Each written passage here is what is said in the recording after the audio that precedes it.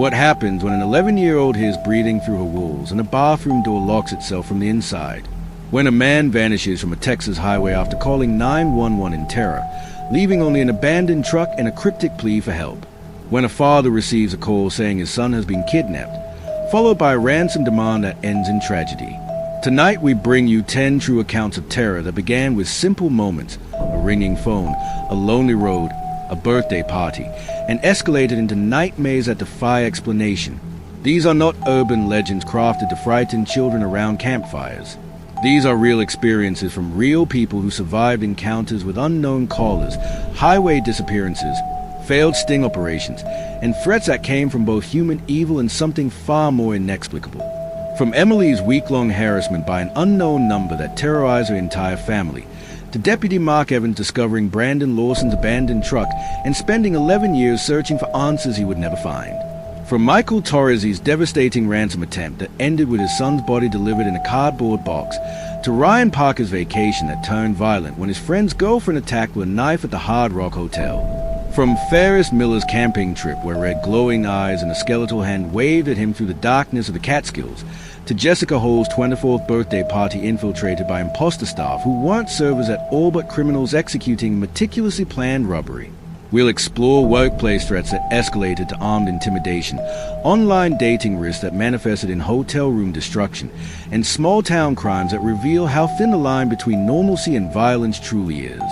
Each story connects through a common thread, the moment when ordinary life cracked open to reveal the darkness underneath, when bathrooms locked from the inside, when highways swallowed men whole, when birthday celebrations became crime scenes, and when pizza complaints transformed into armed standoffs.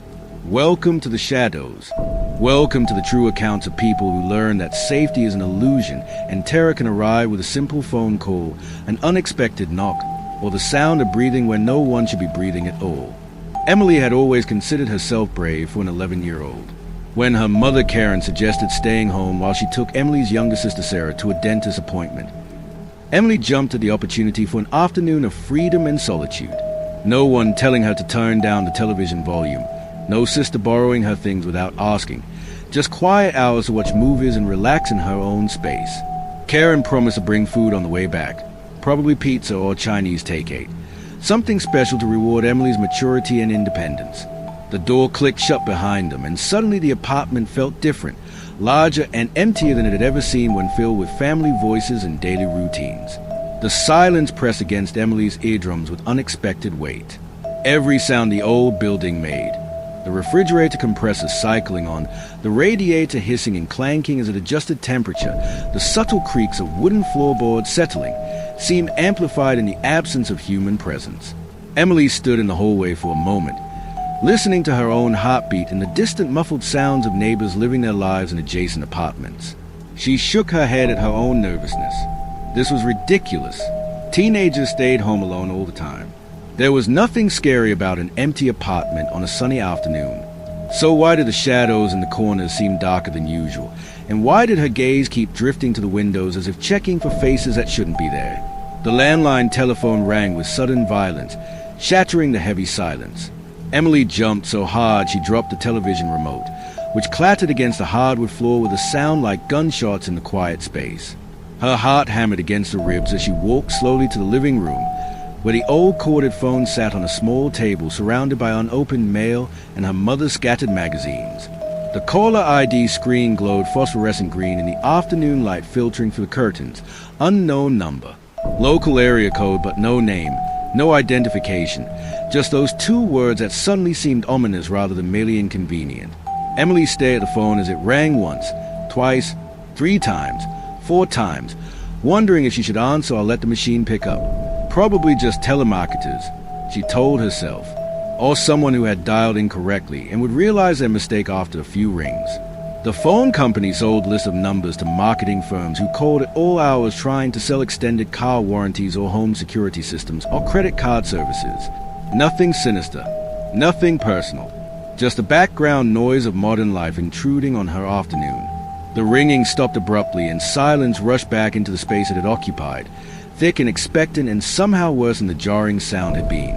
Emily released a breath she hadn't realized she'd been holding and turned away from the phone, determined to ignore the anxious flutter in her stomach. She retreated to her bedroom and began constructing what she privately called her nest, a carefully arranged fortress of pillows propped against the headboard, her softest blanket pulled up to waist level, laptop balanced on her knees with the screen angled perfectly for viewing. The movie she had chosen was a light-hearted romantic comedy, something with jokes and a predictable happy ending, nothing that would add to the vague unease that had settled over her since her mother and sister left. She pressed play and the opening credits began rolling, cheerful pop music filling the room and pushing back against the silence that had been oppressing her. For a few minutes, Emily actually managed to relax, to lose herself in the story unfolding on screen. But concentration proved elusive. Her eyes kept sliding away from the laptop screen to the open bedroom door and the dark hallway visible beyond it. The apartment's layout meant her bedroom faced the living room with a bathroom and her parents' room branching off the central corridor. From her position on the bed, she could see straight down that hallway into shadows that seemed to deepen as afternoon light began its slow fade toward evening. Every small sound, the building settling, a neighbor's door closing somewhere above them, pipes groaning in the walls, made her attention snap away from the movie to scan for threats she couldn't name but felt certain were lurking just beyond her line of sight. The phone rang again. The sound carried clearly from the living room to Emily's bedroom, and this time she felt her stomach drop with genuine fear rather than mere startlement. She could see the phone through her open door, could see the caller ID screen flashing that same message. Unknown number, the same local area code, the same absence of identifying information. Who called twice without leaving a voicemail message? Who called an old landline that almost nobody used anymore, a number that wasn't listed in any current directory because her mother had requested unlisted status years ago? Something primitive and instinctive in Emily's hindbrain whispered warnings she couldn't quite articulate. Don't answer. Let it ring. Pretend you're not home. Something is wrong about this. She remained frozen in her nest of blankets and pillows, laptop forgotten, and showing a paused frame of actor's midlaugh that seemed to mock her rising panic. The phone rang and rang and rang, each cycle seeming louder than the last, more insistent, more demanding of acknowledgement. Emily counted. 5 rings, 6 rings, 7 rings, before it finally stopped. But the silence that followed felt different now, felt charged with malicious intent. Felt like something was holding its breath on the other end of that disconnected line, and waiting to see what she would do next. The movie played on unwatched as Emily stared at the hallway and wondered why she couldn't shake the certainty that this afternoon alone was about to become something she would remember for the rest of her life. Emily forced her attention back to the laptop screen, trying to follow the romantic comedy's plot despite her racing thoughts. The actors moved through their scripted lives, falling in love and making jokes, completely unaware of the real girl watching them from a bedroom that suddenly felt less like sanctuary and more like trap. She pulled the blanket higher, seeking comfort in its familiar weight and texture. The apartment continued making its normal sounds, the rhythmic hum of the refrigerator in the kitchen, the occasional groan of water pipes behind walls, the subtle creak of old wood adjusting to temperature changes. But now each sound carried additional weight, transformed by anxiety into potential threats lurking in acoustic camouflage. That's when Emily heard something new, a breathing sound, heavy and wet and deliberate, coming from the wall directly behind her headboard. She froze completely, every muscle in her body locked rigid, her own breath caught somewhere between her lungs and throat. The sound continued, inhale, exhale, inhale, exhale, with a rhythm that seemed almost human in its measured cadence. It had to be the heating system, she told herself desperately. The old radiators always made strange noises when they cycled on and off, metallic groans and hisses that could sound like almost anything if you were scared enough. But this didn't sound mechanical. This sounded organic and alive. The breathing persisted with metronomic regularity, each cycle perfectly spaced as if something was consciously controlling its respiratory pattern, or as if something was sleeping deeply just beyond the thin plaster and wallpaper barrier. Emily slowly turned her head, moving with glacial caution as if sudden movement might provoke whatever was making that sound. The wallpaper behind her bed showed only its faded floral pattern and the dark water stains near the ceiling that had been there for years. Nothing visible, nothing that could possibly be breathing. Yet the sound continued, undeniable and impossible and absolutely real in a way that made every hair on her arm stand at attention. Then the lights went out. Everything at once. The ceiling fixture, the bedside lamp, the laptop screen flickering to black as it lost power. Darkness descended over the apartment like a heavy curtain dropping on a stage, complete and suffocating and immediate.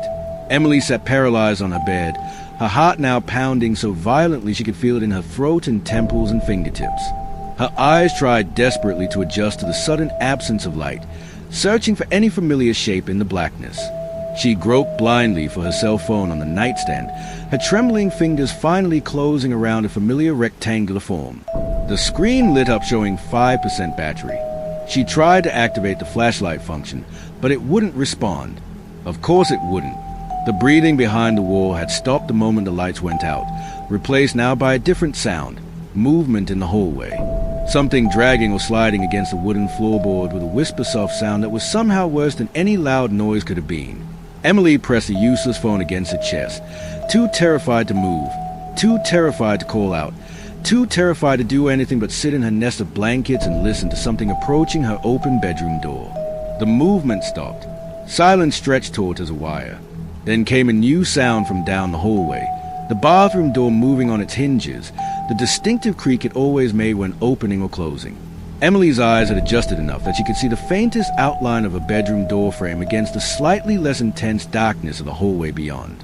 The bathroom was visible from a position, its door a pale rectangle in the shadows. She watched with mounting horror as that rectangle began to shrink, the door closing slowly and deliberately as if guided by an invisible hand.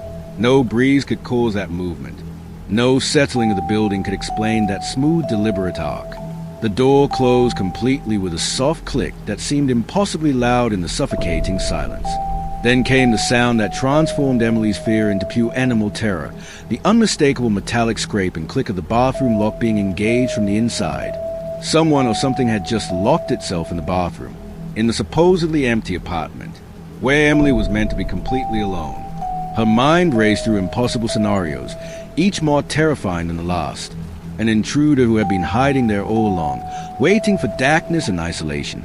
Something that had come through walls or windows or spaces that shouldn't permit passage. A presence that defied rational explanation because it existed outside the boundaries of what reality was supposed to allow.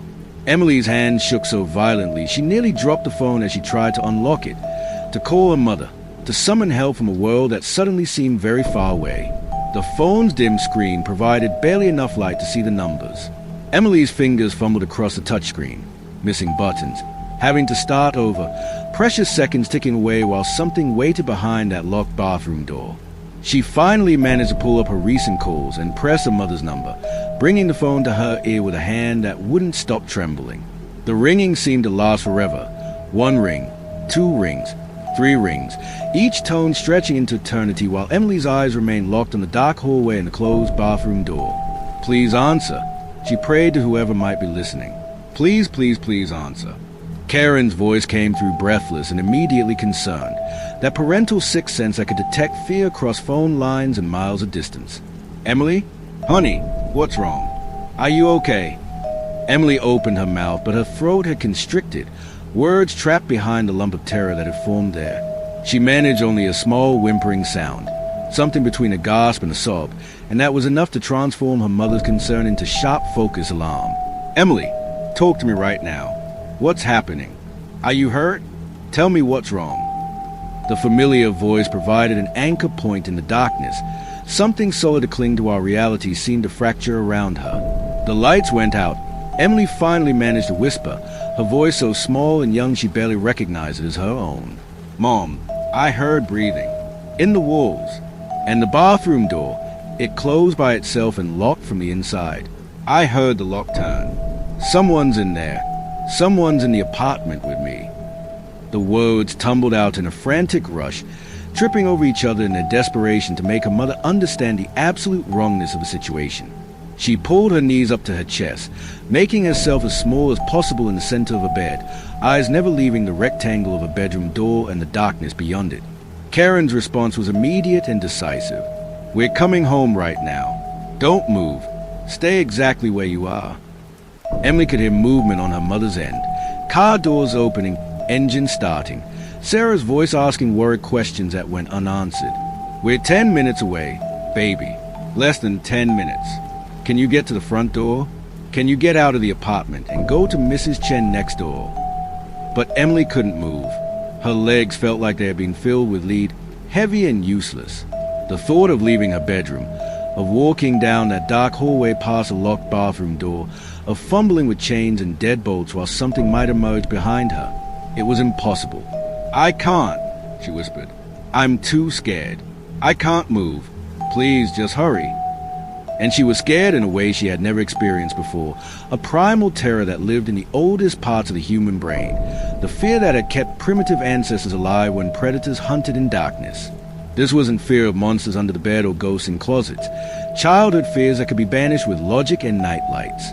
This was something real and present and wrong, something that had invaded her home and taken away the fundamental assumption that walls and locks meant safety. "Mom, I can hear it breathing again. From the bathroom. It's still in there. It knows I'm here." The breathing had indeed resumed, audible even over the phone connection, a steady rhythmic sound emanating from behind the locked bathroom door. Karen's voice sharpened with urgency. "I'm calling the police on Sarah's phone. They'll be there before we are. Just stay on the line with me. Keep talking to me. Tell me what you see." Emily described the darkness, the sounds, the terrible certainty that something malevolent occupied the space beyond her bedroom. Her mother maintained a steady stream of reassurance, but Emily could hear the barely controlled panic underneath Karen's words, could hear her mother's fear reflecting and amplifying her own. Minutes dragged past like hours. The breathing continued its measured pattern. Emily strained her ear for any other sounds. Footsteps, doorknobs turning, anything that might warn her of movement or approach. Her phone battery dropped to 3%, and she knew with dreadful certainty that it would die before help arrived, leaving her alone in darkness without even her mother's voice for comfort. Just as she was about to mention the dying battery, the apartment light suddenly flickered back on. The ceiling fixture blazed alive. The bedside lamp glowed warm and familiar. Her laptop screen lit up, showing the Pause movie frame. Relief flooded through Emily so intensely it made her dizzy and nauseated. Everything looked normal. Her room exactly as she had left it. Clothes on the chair, books on the shelf, posters on the wall showing favorite bands and movies. The familiar space of her childhood, completely unchanged and utterly ordinary. For a moment, Emily wondered if she had imagined everything, if fear and isolation had conjured threats from innocent sounds and power outages. But then she looked toward the hallway, and the fragile hope shattered like dropped glass. The bathroom door remained closed, remained locked from the inside. And as she watched, unable to look away, unable to even blink, she saw movement in the narrow gap between door and floor, a shadow shifting, something inside that room or where she was watching it. Karen's car screeched into the parking lot 8 minutes after the lights came back on. Emily heard her mother's running footsteps on the stairs, 2 at a time, keys already jangling, followed by Sarah's lighter steps struggling to keep pace. The apartment door burst open, and suddenly her mother was there, pulling Emily into arms that shook with the force of Karen's relief and residual fear. Sarah stood in the doorway, eyes wide and frightened, looking between her sister and the closed bathroom doors, of trying to understand what had transformed their normal home into a place of terror. The normalcy of her family's presence made Emily start to cry, releasing fear that had been locked tight in her chest. "Did anyone come out?" Karen asked, one hand smoothing Emily's hair in automatic maternal comfort, while the other held her phone ready to dial 911. Emily shook her head against her mother's shoulder. The door stayed closed the whole time. "Locked? But Mom, I heard breathing from inside. I saw shadows moving under the door just before you got here. There's something in there, something that shouldn't be there." Karen's jaw tightened with determination. She positioned both girls behind her and approached the bathroom door, her movements careful and deliberate. She knocked firmly. "This is Karen Martinez. If someone is in there, you need to come out right now. The police are on their way." The police arrived within 12 minutes, 2 patrol officers, 1 male and 1 female, both radiating that professional calm that comes from years of responding to civilians' worst days. Officer Rodriguez, a woman in her mid-30s with her dark hair pulled back in a tight bun, spoke with Karen in the living room while Officer Chen approached the bathroom door with his hand resting casually on his service weapon. He was younger, maybe late 20s, with the alert eyes of someone who had learned not to take any call for granted regardless of how unlikely the reported threat seemed. He knocked on the bathroom door with 3 sharp raps that echoed through the suddenly quiet apartment. "Police department. If anyone is inside, you need to come out immediately with your hand visible. His voice carried authority without aggression, the tone of someone accustomed to being obeyed. Silence answered him. No movement, no sound, no indication that anyone or anything occupied the space beyond that locked door. Officer Chen knocked again, harder this time, though with shuddering under the impacts. This is your final warning. We're opening this door. Come out now or face additional charges. Still nothing. He tested the doorknob, locked from the inside exactly as Emily had reported. He looked at Officer Rodriguez, and some wordless communication passed between them. Officer Rodriguez nodded her permission, and Chen stepped back, positioned himself, and kicked the door hard just beside the lock mechanism. The wood splintered with a crack like a gunshot, making everyone in the apartment flinch. Emily grabbed her mother's hand and squeezed until her fingers ached. One more solid kick, and the door frame gave way completely, the door swinging open and banging against the bathroom wall tile. Both officers had drawn their weapons now, flashlights attached to barrels cutting precise beams through the small bathroom's interior. Rodriguez moved in first, Chen covering her from the doorway, both of them checking corners and angles with practiced efficiency. The shower curtain was pulled back to reveal an empty tub.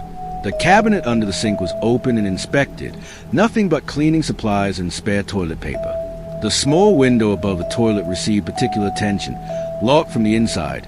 No signs of tampering or forced entry, the painted shut frame clearly untouched for years.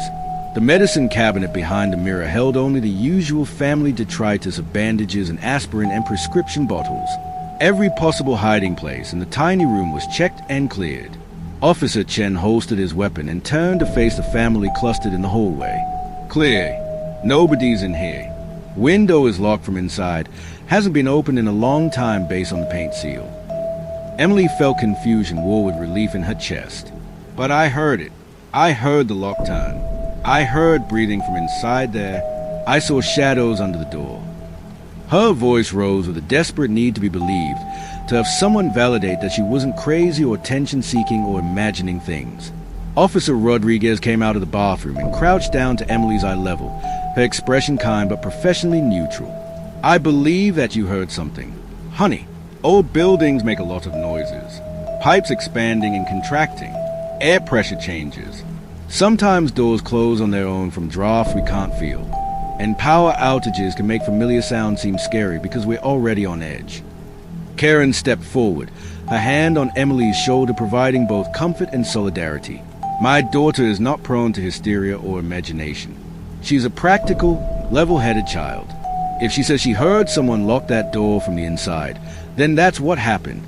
Can you explain how a door locks itself? Officer Chen was examining the lock mechanism, his flashlight beam highlighting scratches and wear patterns. It's an old push-button lock. Sometimes these can engage from vibration, or if the door closes with enough force. The button pops in and, he demonstrated, pushing the button until it clicked into lock position. You get a locked door without anyone actually turning anything. But that didn't explain the breathing, didn't explain the shadows under the door, didn't explain the phone calls from the unknown number. Emily watched the officers exchange glances that suggested they had been through this scenario before. Frightened child, empty apartment, no evidence of intrusion. Worried parents who wanted someone to blame or something concrete to fear because concrete fears could be protected against. Rodriguez pulled out a notepad and began taking information. The times the phone had rung. The exact sequence of events. Emily's description of the breathing and its location. Karen provided the unknown caller's number from the landline's caller ID. The officers photographed the bathroom door with its damaged frame and the lock mechanism for their report. We'll file this officially, Rodriguez said, but her tone carried that careful neutrality that meant she expected nothing to come from the report. I'll contact the phone company about tracing those calls, though if it's a disposable phone, there's not much we can do. In the meantime, I'd recommend getting the lock on this door replaced. It's old and probably not reliable. Maybe consider a security system if you're worried about break-ins. And she looked directly at Emily with unexpected sympathy. Maybe don't stay home alone for a while until you feel safer. There's no shame in being scared after something like this. After the police left, Karen made Emily pack an overnight bag. They would stay at Karen's sister's house across town, just for a night or two until everyone felt calmer and the locksmith could repair the bathroom door. Emily moved through her room mechanically, putting clothes and toiletries into a backpack while Sarah hovered nearby in uncharacteristic silence. Her younger sister kept glancing toward the bathroom, toward its hanging crooked door frame and the darkness visible within, as if expecting something to emerge now that the police had departed and vulnerability had returned. Karen was on her phone making arrangements, her voice tight with a kind of anger that comes from fear barely transformed into something more controllable and directed.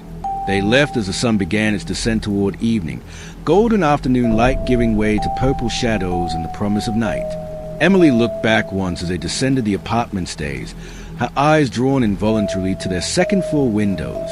For just a moment, so brief she might have imagined it, she thought she saw movement behind the bathroom window, a shadow crossing from one side to the other, tall and thin and wrong in its proportions. She blinked and it was gone, just glass reflecting the dying light and tree branches swaying in the breeze. But Emily knew what she had seen, knew that something had been in that apartment with her, something that police and logic couldn't explain away, something that might still be there now, waiting in the darkness for the next time she was alone. The unknown number called again that night. Emily was in bed at her aunt's house, Sarah sleeping soundly in the twin bed beside her, when she heard her mother's phone ringing in the next room.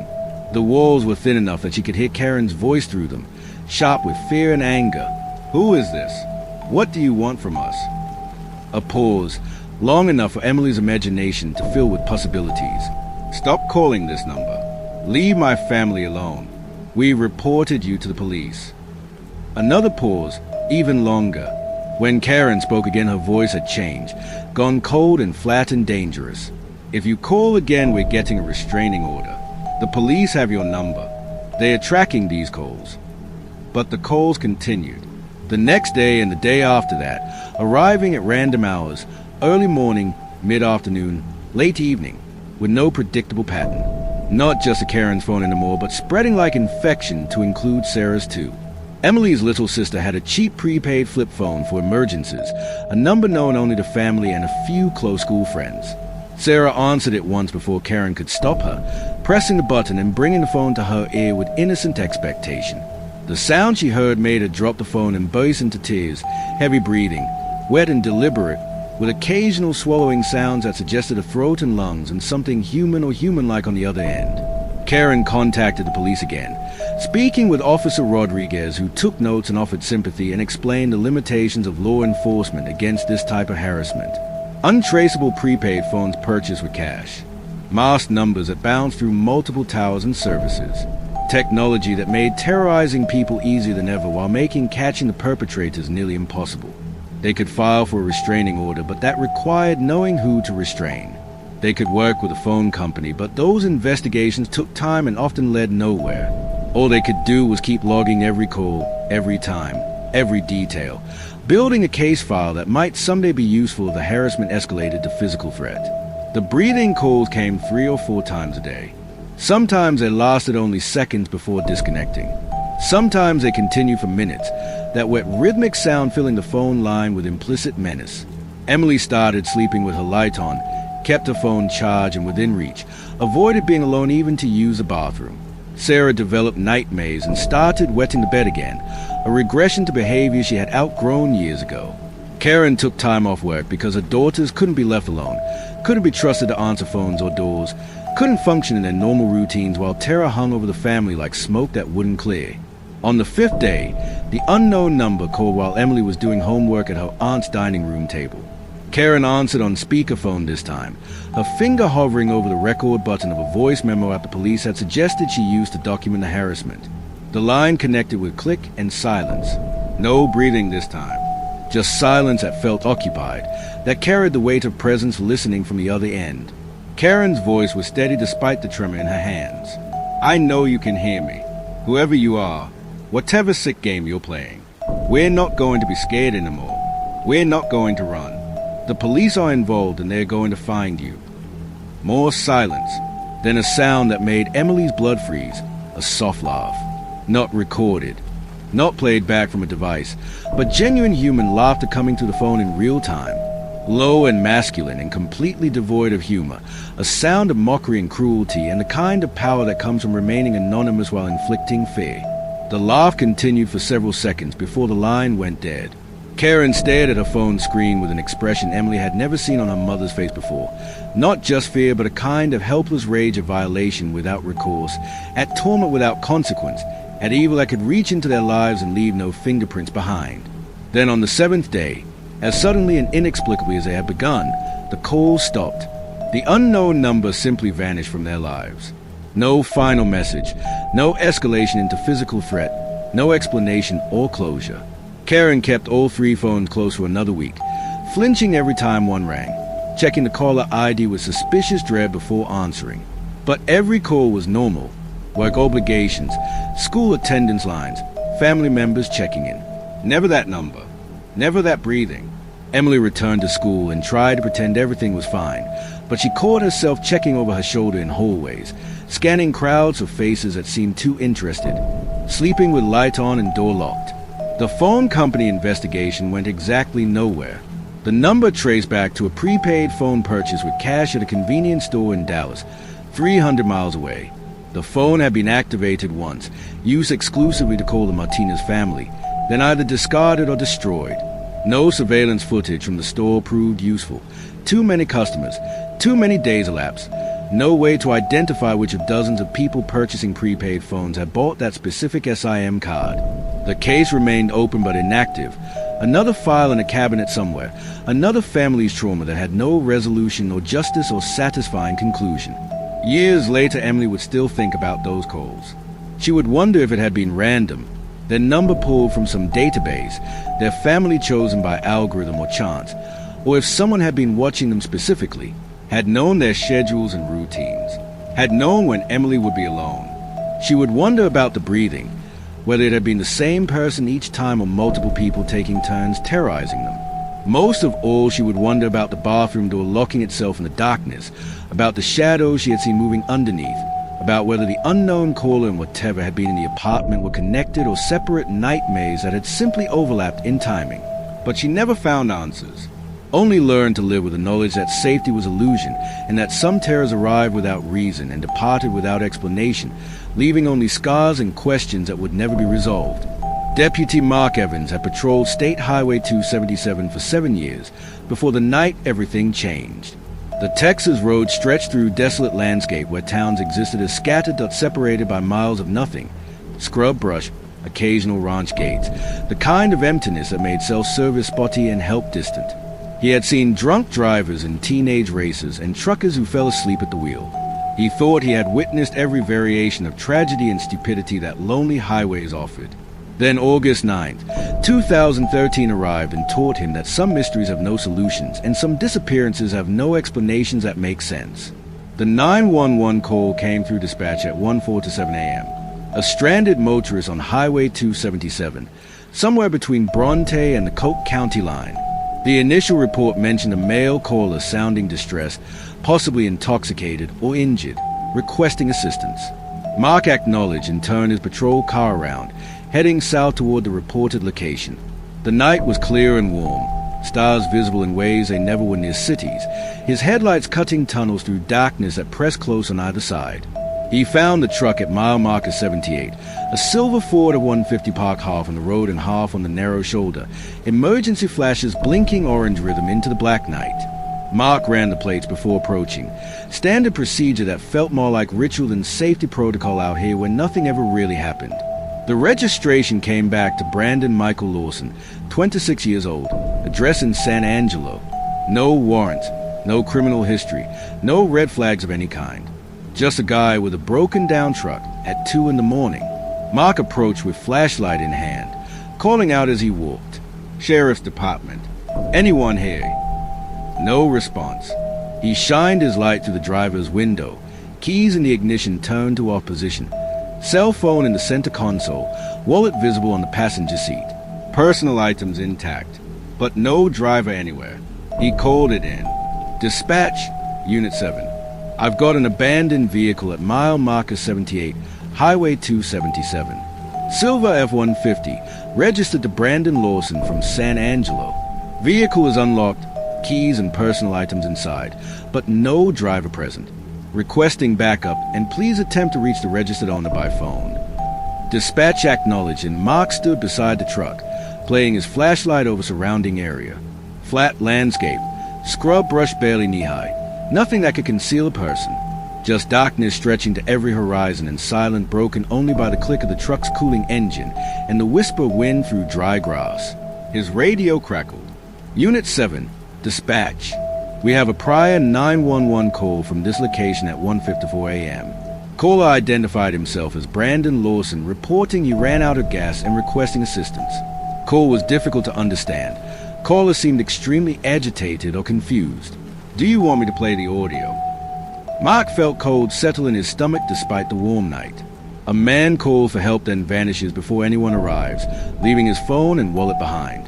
That wasn't normal breakdown behavior. That was the start of something bad. Affirm dispatch. Play the audio. Static. Then a voice. Male, young, breathing hard like after running. The words came in fragments, overlapping and disjointed. Yes, I'm in the middle of a field, pushing my truck, ran into them. One car stopped. A guy chased me into the woods. Please hurry. More heavy breathing. It's in the woods. Need the cops. The line went dead. Mark listened 3 times, trying to pause meaning. Ran into who? What guy? What woods? He looked around at the landscape. No woods anywhere visible, just low brush that wouldn't hide a rabbit, much less a grown man. No other vehicles in sight. Just empty road and empty land, and a truck with its lights still flashing their patient warning. Backup arrived within 20 minutes, another deputy and a state trooper passing through. They spread out in a search grid, walking both sides of the highway, calling Brandon's name into darkness that swallowed their voices. Flashlights bobbed like fireflies, revealing nothing but rocks and brush, and occasionally a startled jackrabbit freezing in the beam before bounding away. No footprints in the hard-packed earth. No torn clothing on thorns. No blood trail. Just a truck and its contents sitting alone like a riddle with missing pieces. As dawn broke, painting the sky pink and orange, more help arrived. Brandon's brother car with fear in his eyes, girlfriend Ledessa holding their young son and trying not to cry, volunteers with ATVs and horses and tracking dogs that couldn't find scent. Days became weeks, became months.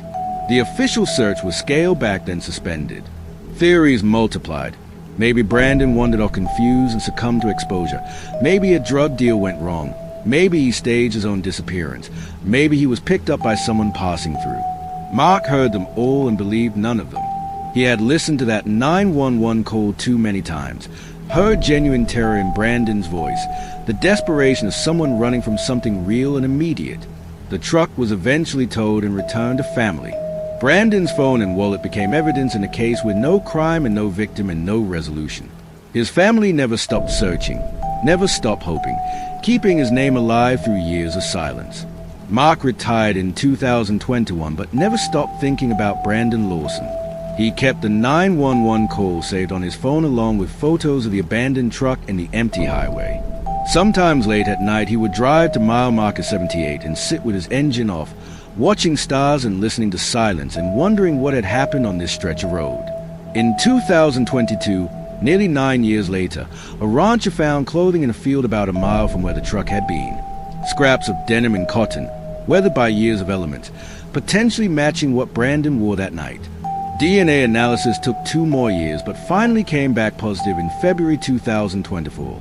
Brandon had been there in that field all along, but finding remains brought no answers. No cause of death could be determined from bones scattered by animals and weather. No signs of trauma, no evidence of foul play, no explanation for what happened between the terrified 911 call and death in an empty field. The manner of death was listed as undetermined. Brandon Lawson had vanished from Highway 277 in August 2013, and even finding what was left couldn't explain the terror in his voice or the words that made no sense. Mark attended a memorial service after remains were confirmed. Ledessa approached him afterward. "Do you think we'll ever know what really happened?" she asked, eyes wet with tears that hadn't fallen. "No," Mark said quietly, owing her honesty more than false hope. "I don't think we ever will."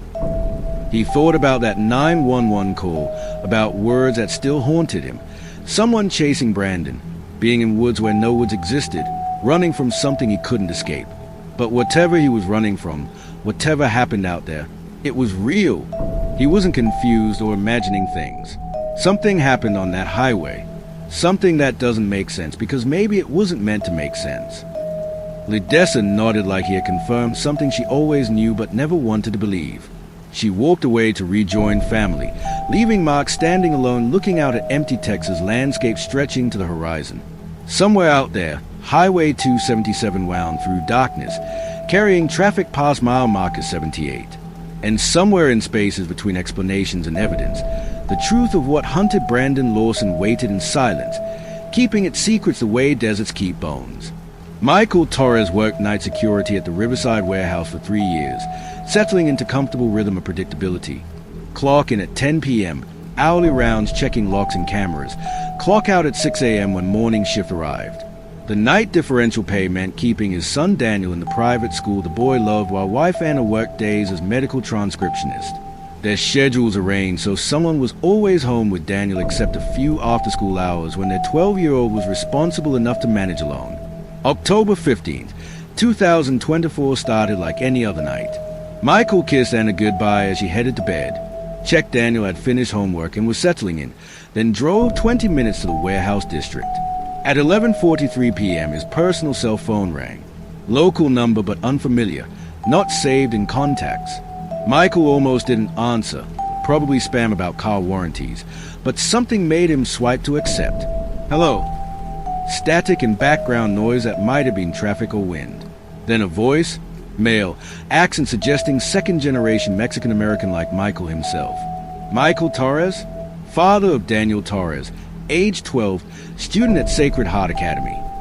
Every muscle in Michael's body went rigid. Who is this? What do you want? The voice continued reciting details that made his blood freeze.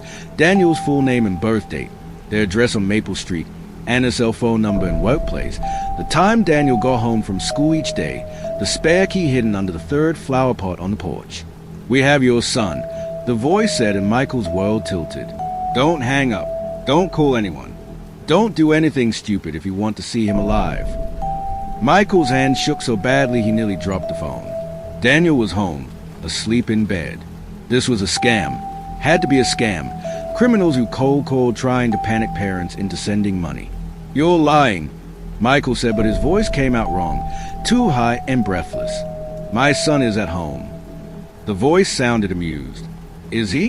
Why don't you have your wife check? Then a sound in the background that made Michael's heart stop. A child crying. Not just any child. Daniel. His son's voice unmistakable even through fear and tears, calling for his dad. Papa, please, I'm scared, please help me. The voice cut off, replaced by that cold tone. Hear that? He's alive. For now.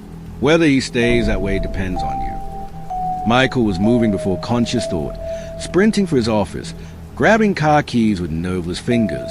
What do you want? Money? I'll get money. Just don't hurt him. Please don't hurt my son. The voice laughed without humor or warmth. $10,000. Cash. 2 hours to get it and bring it to the location I'm texting you. Come alone. No police. No wife. No friends. Just you and the money. If we see anyone else, if we think you involve cops, your son dies. Understand? Michael understood nothing except his child was in danger and he would do anything, become anything, to get Daniel back. 2 hours. 10,000. I'll be there. The call disconnected and a text arrived with an address. Parking lot near the river, less than 10 minutes away. He called Anna. She answered on second ring, voice thick with sleep. Michael? What's wrong? Michael's throat closed up. Check Daniel's room. Right now. Please, Anna, just check his room.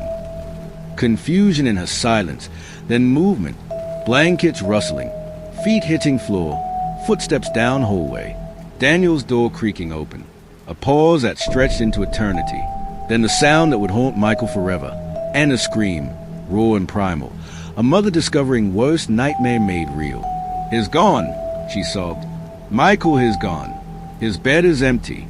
The window is open. Oh, God, where is he? Michael was already in his car, engine roaring, tires squealing out of warehouse parking lot. Listen to me. Someone took him. They called me. They want money. $10,000 in 2 hours, or... He couldn't finish the sentence. Couldn't say words that would make it real. I'm calling the police right now. Karen's voice was breaking, hiccuping breaths between words. No. Michael shouted so loud his voice cracked. They said no police. They said if they see cops, they'll kill him. And I heard him. I heard Daniel crying. They have him and they're serious. Anna was crying harder now, struggling to breathe between sobs. What do we do? Michael, what do we do? He was already pulling into the parking lot of a 24-hour check cashing place, the kind with barred windows and predatory neon signs. I'm getting the money. Stay by your phone. Don't call anyone. Don't do anything. I'm going to bring our son home. The check cashing place couldn't give him $10,000, didn't have that much on hand, and wouldn't loan more than his paycheck covered anyway. Michael drove to ATM after ATM, withdrawing maximum his bank allowed. Credit cards, cash advances that would destroy his credit, but none of that mattered. A pawn shop somehow still open at midnight where he sold his wedding ring, his grandfather's watch, the gold chain Anna gave him for their anniversary. By 1:30 a.m. he had scraped together $7,200. It wasn't enough. Nowhere near enough. Michael sat in his car with head against steering wheel, trying not to completely fall apart. His phone rang. Detective Morales, San Antonio Police. Anna had called despite his warnings, unable to bear the burden alone. Mr. Torres, your wife contacted us about your son. Listen very carefully. We deal with ransom situations. This is likely a virtual kidnapping scam. They haven't actually taken Daniel. They're just... Michael interrupted, his voice dead and flat. I heard my son. I heard Daniel crying for me. They described our house. They knew where he goes to school. They knew about the spare key. Tell me how that's a scam. Silence. Then Morales spoke again, tone different now, professional and focused. Where are you right now? Where are you supposed to deliver the money?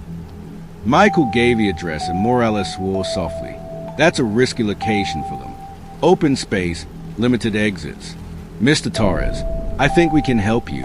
Will you let us help? Against every instinct screaming to trust no one and follow instructions exactly, Michael agreed. What choice did he have? He didn't have enough money. He didn't know what to do. He was a warehouse security guard, not someone equipped to handle this. Morales talked him through it. They would fill a bag with real money on top, marked bills that could be traced, newspaper underneath. They would position plainclothes officers in the area, far enough not to be obvious but close enough to intervene. Michael just had to make the drop and get away safely. 2 a.m. arrived too fast and too slow. Michael pulled into the parking lot near the river, cracked asphalt serving a closed restaurant and storage facility. Dimly lit by failing streetlights, shadows pooling between dumpsters and overgrown weeds. His headlights caught a black sedan at the far end, engine running, tinted windows impenetrable. Michael's hand shook as he grabbed the duffel bag. The weight felt wrong, too light for what it represented. His son's life, everything that mattered. He stepped out and started walking toward the sedan, every step feeling like moving through water. The driver's door opened and a man stepped out, medium height, hoodie despite warm night, face obscured by shadows and a cap pulled low. You alone? The man called.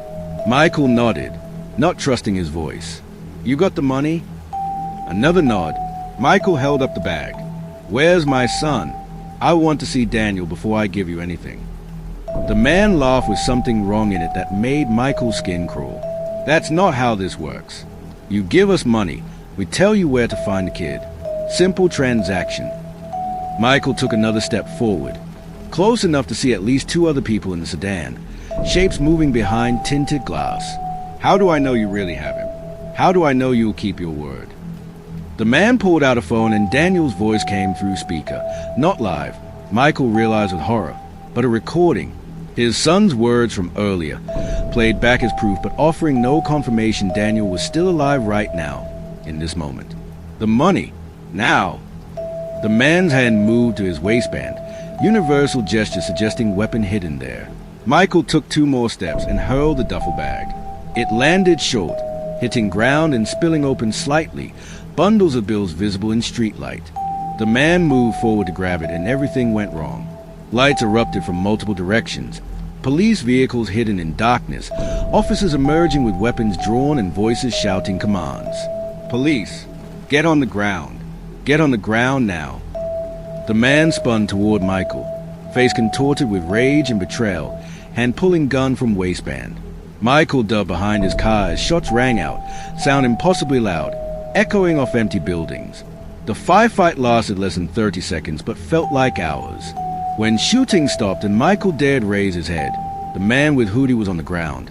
The black sedan was accelerating away with 2 windows shot out, and police were swarming the scene. Detective Morales appeared at Michael's side, helping him stand on legs gone weak. Did you get them? Do you have Daniel? Morales' expression told Michael everything before the detective spoke. The sedan got away. We have units pursuing, but he didn't finish. Didn't need to. The exchange had failed. The kidnappers had escaped. And somewhere, possibly far from here, Daniel was still missing. Still in danger. Still crying for his father who had failed to save him. Michael went home as dawn broke. Police escort following like funeral procession. Anna met him at the door, hope dying in her eyes when she saw his expression, when she realized he was alone. They held each other in the doorway while sun rose on worst day of their lives, while police searched Daniel's room and detectives asked questions with no good answers. The day stretched into afternoon with no news, no ransom calls, no demands. Just silence and waiting and growing certainty something had gone terribly wrong. Anna called everyone, family, friends, Daniel's classmates and teachers, asking if anyone had seen him, if anyone knew anything. Michael sat at kitchen table staring at his phone, willing it to ring, willing kidnappers to call again with new demands, anything that meant Daniel was still alive and there was still a chance. At 4:17 p.m. there was a knock at the door. Not doorbell, just a knock. 3 firm raps that made both Anna and Michael freeze. Morales moved to answer, 2 uniformed officers flanking him with hands on weapons. The detective opened door and looked down.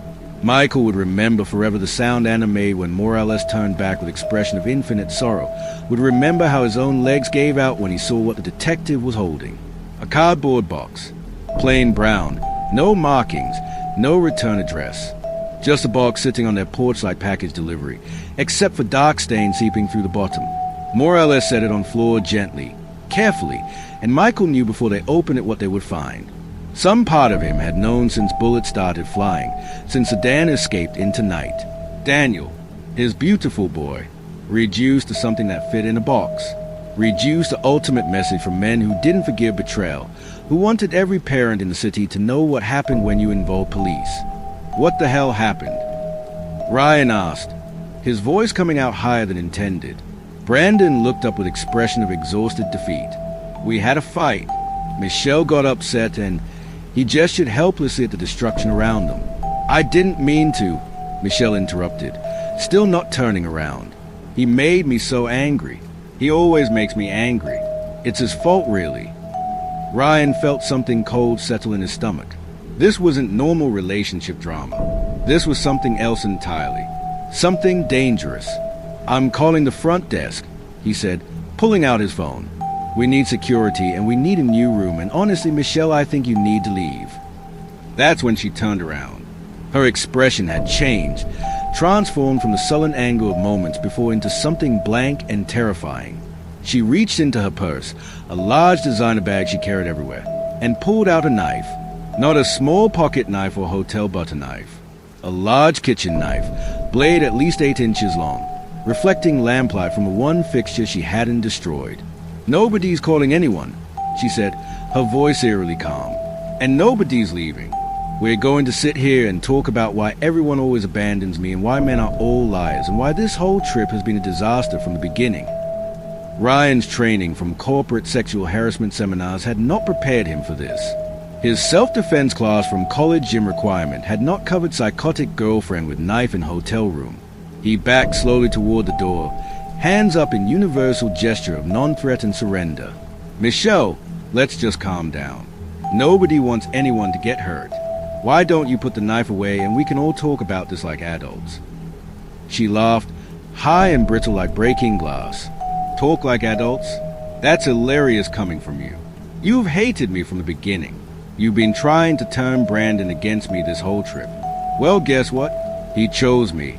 He always chooses me. She looked at Brandon, who hadn't moved from his position on destroyed mattress, seemingly frozen in shock or fear or exhaustion. Ryan's hand found the door handle behind him. He turned it slowly, quietly, while keeping his eyes on Michelle and the knife she held with disturbing comfort and familiarity. "I'm going to leave now," he said carefully, enunciating each word. "I'm going to go to the front desk and explain that there's been an incident and we need help. Brandon, you should come with me." Brandon looked between Ryan and Michelle, paralyzed by indecision and whatever psychological hold she had over him. Michelle took a step toward Ryan, knife raised slightly. "Nobody leaves. I said nobody leaves until we talk this through." That's when Ryan stopped trying to de-escalate and just ran. He yanked the door open and bolted into the hallway.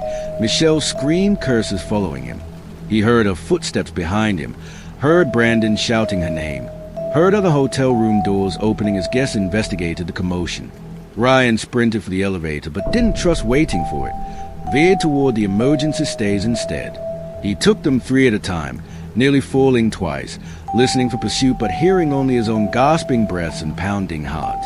He burst through door into lobby, grabbed first hotel employee he saw, Raj from check-in, who looked startled, and gasped out room 412. "Woman with knife, call security, call police." Ryan Parker should have known the Orlando trip was a mistake from the moment Brandon suggested bringing Michelle. They had been planning the vacation for months, just 2 best friends, a week at Hard Rock Hotel, theme parks and bars, and mindless fun that 27-year-old guys needed after months of corporate jobs. But then Brandon started dating Michelle, a whirlwind relationship that went from first date to "I think I love her" in less than 3 weeks, and suddenly that guy's trip became something else entirely. "She really wants to come," Brandon said over beers at their usual Friday spot, doing that pleading puppy dog expression Ryan recognized as incoming disaster. "Think about it. She could drive separately, meet us there. We'd barely notice she was around most of the time." Ryan wanted to say no, wanted to explain that the entire point was getting away from girlfriends and relationships and all the compromises that came with them. But Brandon was his best friend since college, and saying no meant weeks of guilt and tension. So he said yes, and that's how Ryan ended up in rental car heading to Orlando in May 2025, with Brandon texting Michelle every 30 seconds about where to meet, what to eat, whether she should bring her swimsuit or buy one there. "She's really excited," Brandon said, oblivious to Ryan's white-knuckle grip on steering wheel. "I think you're really going to like her once you get to know her better." Ryan had met Michelle exactly twice. Once at Brandon's apartment, where she monopolized conversation and insulted Ryan's job. Once at group dinner, where she started fight with waiter over soup temperature. But sure, maybe third time would be the charm. They checked into Hard Rock Hotel just after noon. Lobby chaos of families with crying children and bachelor parties already drunk despite early hour. Michelle was waiting near reception desk wearing designer sunglasses, an expression suggesting she had been personally victimized by having to wait. "Finally," she said by way of greeting, not bothering with hello or how was your drive. "They've been holding our room for 20 minutes, and the desk clerk keeps giving me dirty looks." Brandon rushed to hug her, apologizing for being late even though they arrived exactly when they said they would. Ryan stood back with luggage, wondering if it was too late to fake family emergency and drive home. The room situation became clear immediately. Instead of 2 double beds Ryan and Brandon had reserved, Michelle had called ahead and changed it to king bed for her and Brandon plus pull-out couch for Ryan. "It just makes more sense," she explained without apologizing, without asking if this was okay, just stating it like fact that brooked no disagreement. "You guys are adults. You can handle not having matching beds for a few nights." Ryan looked at Brandon, waiting for his friend to speak up, to explain they had specifically booked 2 beds for a reason. But Brandon was already unpacking, hanging Michelle's dresses in closet, acting like this was totally normal and fine. The first day set the pattern. Michelle had opinions about everything: which parks to visit, which restaurants to eat at, which rides were worth waiting for and which were stupid and for children. She changed their carefully planned itinerary without asking, insisted on dragging them to stores she wanted to visit, complained constantly about heat and crowds and food quality. At Universal Studios, she had meltdown because Brandon wanted to ride Hulk Coaster, and she thought it looked dangerous and pointless. They skipped the ride. At dinner that night, she sent back 3 different entries before finally eating half a fourth and announcing she wasn't hungry anyway. Ryan tried to keep peace, tried to be accommodating, tried to salvage some enjoyment from vacation that was rapidly becoming an endurance test. But by day 3, the tension was unbearable. Michelle and Brandon fought constantly about where to go, what to do, why he wasn't paying enough attention to her, why he cared more about his friend than his girlfriend. Ryan retreated to the hotel bar most evenings, giving them space to argue without audience. He texted his other friends back home complaining about the trip, received sympathetic responses and suggestions to just bail and come home early. But he had paid for the hotel and flights and felt obligation to see it through. On the 4th night, Ryan returned to the room around 11 p.m. after several hours at the bar trying to drink away his frustration. He opened the door and stopped, brain struggling to process what he was seeing. The room had been destroyed, completely ransacked like a hurricane had passed through. Mattress pulled off bed frame and slashed open, stuffing everywhere. Curtains torn down. Lamp shattered on floor. Brandon's and Ryan's clothes scattered and some of them ripped. Michelle's things untouched and neatly arranged. Brandon was sitting on the destroyed mattress with his head in his hands. Michelle stood by the window looking out at parking lot, her posture rigid. Hotel security arrived within minutes. 3 large men in uniform with radios and serious expressions. Orlando police were right behind them. 2 patrol cars screaming into the circular drive with lights painting the lobby red and blue. Ryan gave his statement to officers while sitting in an uncomfortable lobby chair, his hands still shaking from adrenaline and fear. Room 412 was a crime scene now. Michelle was being let out in handcuffs, still screaming about betrayal and abandonment, her voice echoing through the hotel corridors. Brandon followed behind, looking shell-shocked, giving his own statement to different officers who took notes and photographed the destroyed room. Raj, the hotel employee who Ryan had grabbed for help, stood nearby wringing his hands, clearly worried about liability and bad publicity and the logistics of dealing with destroyed property.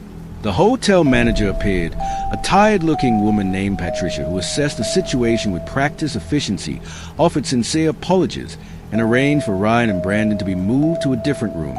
Separate rooms, actually, this time at hotel expense. Michelle was taken to county jail, charged with assault with deadly weapon, destruction of property, and menacing. Her bail was set at $20,000. She posted it within 2 days using money from somewhere. Family probably, or credit cards, or secret savings account she'd never mentioned. Ryan and Brandon tried to salvage what remained of their vacation, but the joy had been thoroughly destroyed along with their hotel room. They went through motions of visiting theme parks and eating at restaurants, but conversations were stilted and awkward now. Brandon kept checking his phone compulsively, reading messages from Michelle that alternated between apologetic and threatening, between "I'm so sorry I lost control" and "this is all your fault for making me feel unsafe." Ryan told him to block her number, to get restraining order, to recognize that what happened wasn't normal relationship dysfunction, but genuine dangerous pathology. Brandon nodded and agreed, and then went right back to texting her, caught in whatever cycle of abuse and codependency had been building since they started dating. They cut the trip short by 2 days and drove home in near silence. Ryan dropped Brandon at his apartment with half-hearted promises to hang out soon, both of them knowing the friendship had been damaged perhaps beyond repair by what Michelle had done. Ryan got back to his own place in Tampa, locked his door, checked his windows, felt paranoid and jumpy in ways he hadn't before. He kept replaying the moment she pulled out that knife, the blank expression on her face, the casual way she held it like she'd had plenty of practice. He wondered how long she'd been carrying it, wondered if she brought it specifically planning to use it, or if it was just always there waiting for the right moment of anger to justify its presence. The court date was set for 3 weeks later. Ryan received subpoena to testify along with hotel staff and other guests who had witnessed Michelle's rampage through the hallway. He showed up in an uncomfortable suit and gave his testimony clearly and without embellishment. What he'd seen, what she'd said, how she'd threatened him with a knife. Michelle sat at the defense table looking demure in conservative dress, hair pulled back, makeup subtle, playing the role of misunderstood young woman who made one mistake. Her lawyer argued it was a relationship dispute that got out of hand, that she had no prior criminal record, that jail time would be excessive punishment for what amounted to property damage and empty threats. The judge didn't buy it entirely, but showed leniency anyway, 6-month suspended sentence, mandatory anger management classes, restitution for hotel damages, restraining order keeping her away from both Ryan and Brandon. Michelle accepted the terms with downcast eyes and appropriate remorse. Ryan watched her play the victim and felt sick. Brandon sat in the back of the courtroom looking guilty and conflicted, clearly still not understanding or not willing to understand that what happened wasn't his fault, that Michelle's violence was Michelle's responsibility alone. After the hearing, Ryan tried to talk to him, but Brandon just shook his head and walked away, shoulders hunched like he was carrying weight too heavy for his frame. Days passed. Ryan tried to move on, tried to focus on work and normal life and forgetting Orlando ever happened. Then Brandon called him at 2 a.m, voice tight with fear. "She's here. Michelle is here. She's in my parking lot right now, sitting in her car, just watching my building. I saw her on the security camera. She's been there for hours."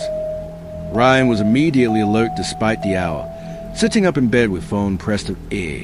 "Call the police. She's violating the restraining order. That's grounds for immediate arrest." But Brandon hesitated. What if she just wants to talk? What if I'm overreacting? What if...